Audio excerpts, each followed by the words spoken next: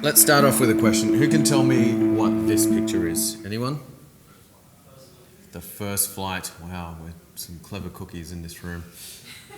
That's absolutely right. It's the Wright Brothers, the first flight, right? I mean, these guys conquered the first flight December 17th, 1903. And if you think about it, they completely transformed the world. In 1900, it used to take 4 days to travel from New York to LA. And now it's just a couple of hours, right? So if any of you guys work in a regional role or if anybody flew here today, basically we all owe a debt of gratitude to these guys. Even just general folks like myself could understand this, right? A dude got in a box and he turned into a bird. Unlike mapping the genome or something complicated, there's lots of smart people working on smart things, but this was instantly accessible, instantly recognizable by pretty much everyone. These guys must have been the rock stars of their day, right? Well, not really.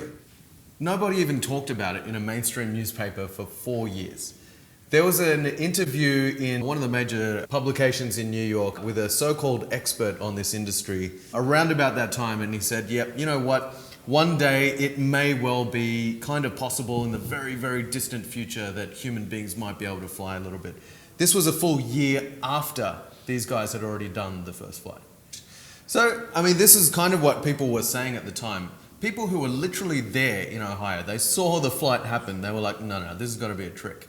And I guess the modern day equivalent is probably, kind of you go to a magic show or you see somebody doing telepathy or something like that. It's kind of along those lines.